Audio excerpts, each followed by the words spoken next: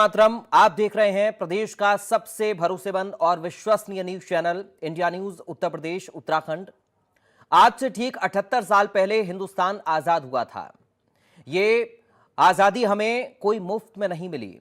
इस आजादी के लिए ना जाने कितनी माओं ने अपने लाल खोए, कितने वीर सपूत हंसते हंसते फांसी पर लटके हैं, कितनों ने सीने पर गोलियां खाई हैं। तब जाकर ये तिरंगा आज आन बान शान से लहरा रहा है। आज आजादी का दिन है। हिंदुस्तान की आजादी, हमारी आजादी, आपकी आजादी, पूरे देश की आजादी। पूरे हिंदुस्तान में आज खुशी का माहौल है। हर ओर उत्साह नजर आ रहा है। चारों तरफ जश्न ही जश्न है। और इस वक्त हम आपको 6 तस्वीरें आपकी स्क्रीन पर दिखा रहे हैं। पहली तस्वीर में प्रधानमंत्री नरेंद्र मोदी ने लाल किले से ध्वजारोहण किया। प्रधानमंत्री ने देश को संबोधित करते हुए कई बातों का जिक्र किया। पीएम ने कहा कि हमारे यहां जाति पाति और पंथ से ऊपर उठकर हर घर तिरंगा फहराया जाता है। आज देश के 3 करोड़ परिवारों को नल से जल पहुंच रहा है। नई शिक्षा नीति में मातृभाषा को बल मिला। भाषा टैलेंट के रास्ते नहीं आनी चाहिए। इकोनॉमी को सबसे तेज बनाया रखने वाला देश भारत है। हम 25 करोड़ लोगों को गरीबी से बाहर निकालते हैं। वो दिन दूर नहीं है जब भारत इंडस्ट्रियल मैन्युफैक्चरिंग का हब बनेगा। दुनिया की बड़ी कंपनियां भारत में निवेश करना चाहती हैं। दूसरी तस्वीर, भारतीय जनता पार्टी के अध्यक्ष जेपी नड्डा इसमें आपको नजर आएंगे। जेपी नड्डा ने बीजेपी दफ्तर पर ध्वजारोहण किया। इस दौरान देशभक्ति के नारे भी लगाए गए। तो वहीं सीएम योगी आदित्यनाथ ने भी लखनऊ में ध्वजारोहण किया। सीएम ने इस दौरान कहा कि आज प्रदेश में विकास तेजी के साथ हो रहा है। तो वहीं चौथी तस्वीर उत्तराखंड के मुख्यमंत्री पुष्कर सिंह धामी की है, जिसमें सीएम धामी ध्वजारोहण करते हुए नजर आ रहे हैं। मुख्यमंत्री ने मंच से प्रदेश की जनता को संबोधित भी किया। 5वीं तस्वीर में कांग्रेस के राष्ट्रीय अध्यक्ष मल्लिकार्जुन खड़गे आपको नजर आ रहे हैं। उन्होंने कांग्रेस दफ्तर पर ध्वजारोहण किया। इस दौरान कई बड़े नेता भी मौजूद रहे। तो वहीं 6वीं तस्वीर में लोकसभा अध्यक्ष ओम बिरला आपको नजर आ रहे हैं। तो ये 6 तस्वीरें जो अपने आप में बेहद खास हैं इस स्वतंत्रता दिवस के मौके पर।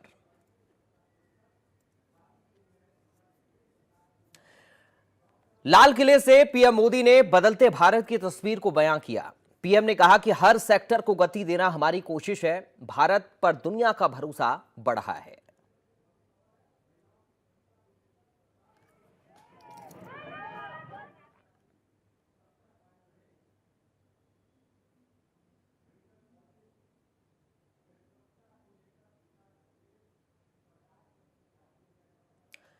तो ये 5 तस्वीरें अलग अलग शहरों की इस वक्त आपकी स्क्रीन पर हम आपको दिखा रहे हैं। पूरे देश में आज शान से तिरंगा लहराता हुआ नजर आ रहा है।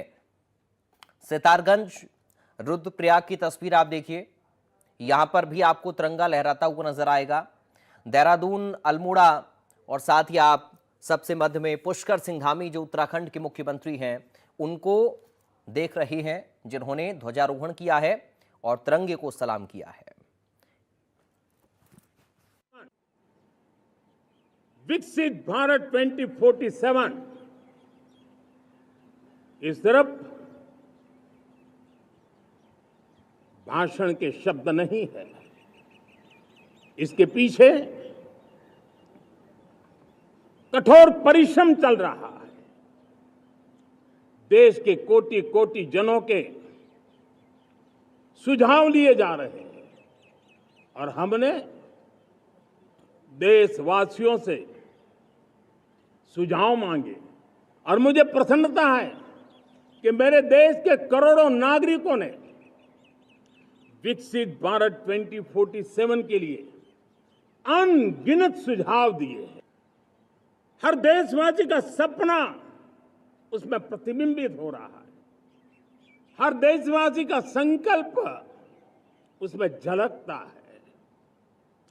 युवा हो, बुजुर्ग हो, गांव के लोग हो, शहर के लोग हो, किसान हो, कामदार हो, दलित हो, आदिवासी हो, पहाड़ों में रहने वाले लोग, शहरों में रहने वाले लोग हैं। हर किसी ने 2047 में जब देश आजादी का 100 साल मनाएगा, तब तक विकसित भारत के लिए अनमोल सुझाव दिए हैं।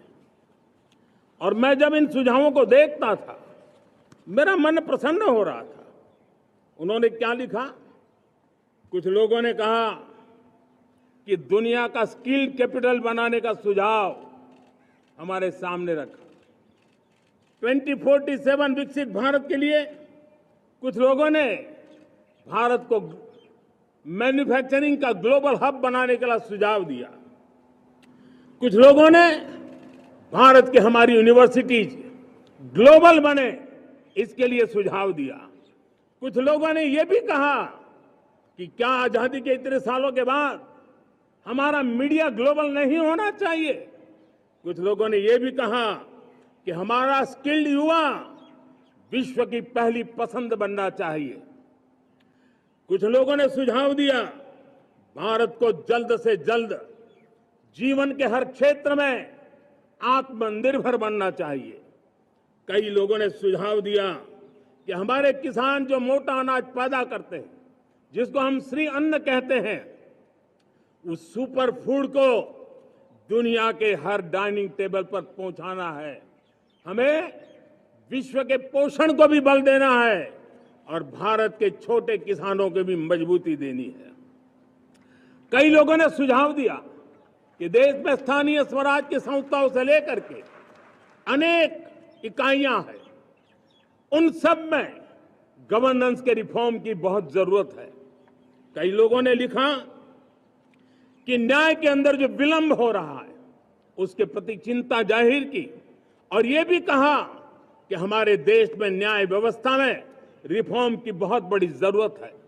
कई लोगों ने लिखा कि कई ग्रीनफील्ड सिटीज बनाने की, शासन प्रशासन में कैपेसिटी बिल्डिंग के लिए एक अभियान चलाने का सुझाव दिया। बहुत सारे लोगों ने यह सपना भी देखा है कि अंतरिक्ष में भारत का स्पेस स्टेशन जल्द से जल्द बनना चाहिए। किसी ने कहा भारत की जो पारंपरिक ट्रेडिशनल मेडिसिन है, हमारी औषधि है, दुनिया जब आज होलिस्टिक हेल्थ केयर की तरफ जा रही है, तब हमें भारत की पारंपरिक औषधियां और वेलनेस हब के रूप में भारत को विकसित करना चाहिए। कोई कहते हैं कि अब देर नहीं होनी चाहिए, भारत जल्द से जल्द दुनिया की तीसरी सबसे बड़ी इकोनॉमी बनना चाहिए। साथियों, मैं इसलिए पढ़ रहा था कि मेरे देशवासियों ने सुझाव दिए, मेरे देश के सामान्य नागरिक ने ये सुझाव हमें दिए हैं। मैं समझता हूं जब देशवासियों की इतनी विशाल सोच हो, देशवासियों के इतने बड़े सपने हो, देशवासियों की इन बातों में जब संकल्प झलकते हो, तब हमारे भीतर एक नया संकल्प दृढ़ बन जाता है, हमारे मन में आत्मविश्वास नई ऊंचाई पर पहुंच जाता है। और साथियों, देशवासियों का ये भरोसा सिर्फ कोई इंटेलेक्चुअल डिबेट नहीं है, ये भरोसा अनुभव से निकला हुआ है। ये विश्वास लंबे कालखंड के परिश्रम की पैदावार है और इसलिए देश का सामान्य मानव याद करता है जब लाल किले से कहा जाता है कि हिंदुस्तान के 18,000 गांवों में समय सीमा में बिजली पहुंचाएंगे और वो काम हो जाता है, तब भरोसा मजबूत हो जाता है।